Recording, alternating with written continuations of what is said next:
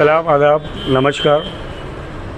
मैं लिबास वफ़ा, आप देख रहे हैं SLN चैनल पैगाम हक़। नाज़रीन, इस वक्त थाना बीजेपी दफ्तर और ऑफ़िस पर मैं मौजूद हूँ और हमारे साथ थाना ज़िला सदर प्रेसिडेंट मोहतरम निरंजन डावगरे साहब, आप आमदार भी हैं, और विक्रम भोयर साहब जो हैं वो नायब प्रेसिडेंट हैं, हमारे साथ मौजूद हैं। और आइए आज मुमरा का तेज़ और तर्रार नौजवान लीडर सुहेल जुल्फ़िकार को कौसा का सदर बनाया गया है, और मुमरा में जो कुछ मुश्किलात हैं, जो दुश्वारियां हैं, जो परेशानियां आवाम को हो रही हैं, उसके हवाले से हम बात करते हैं। निरंजन डावगरे साहब जो थाना ज़िला प्रेसिडेंट है। सर, मुमरा में बीजेपी अपना कदम तेज़ी के साथ बढ़ा रही है, साथ ही साथ मुमरा में मसाइल भी बहुत हैं।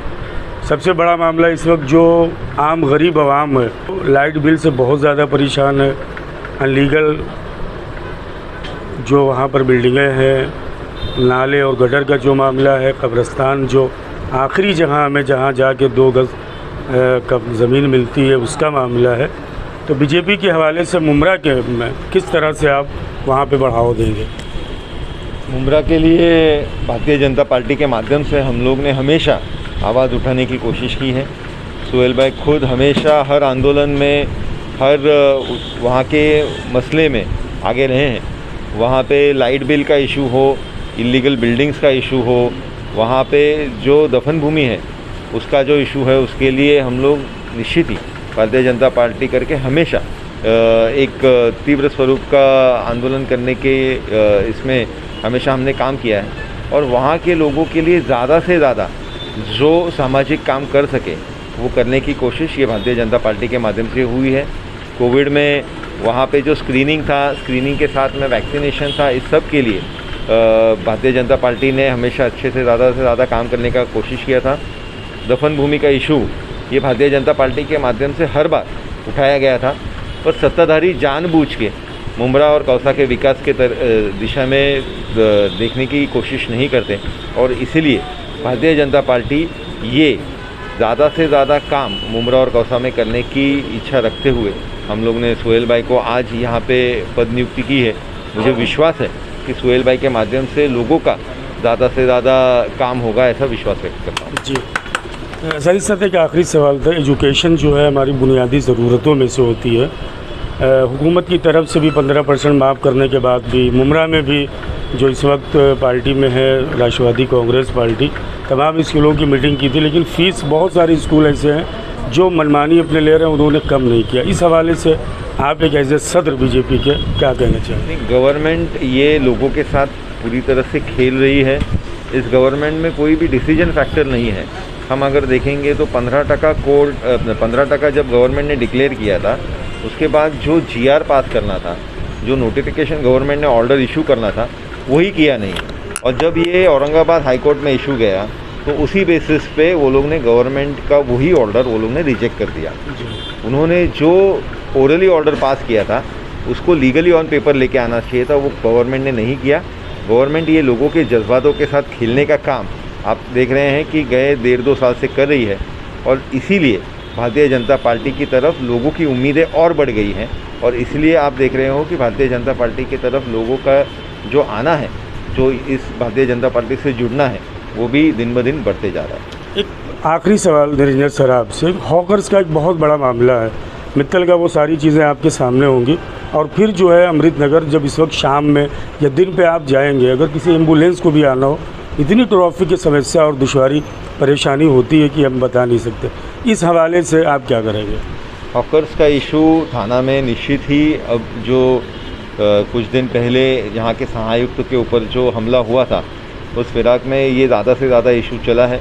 हॉकर्स पे कार्रवाई हो रही है महानगर पालिका से, पर वो सिलेक्टिव कार्रवाई हो रही है। जी। जैसे आपने बताया कि अभी अमृतनगर और उस भाग में तो कुछ कार्रवाई हो ही नहीं रही है। मित्तल से हटा के रोड पे ले आए और वो लोग 10 दिन के लिए या 4 दिन के लिए निकाल देते हैं, वापस वो लोग जगह पे आ जाते हैं। जी। इसके लिए प्रशासन में जो अधिकारी है वो और ये हॉकर्स के कुछ दलाल ये हाथ मिला के चलते हैं, ये जुड़े हुए हैं।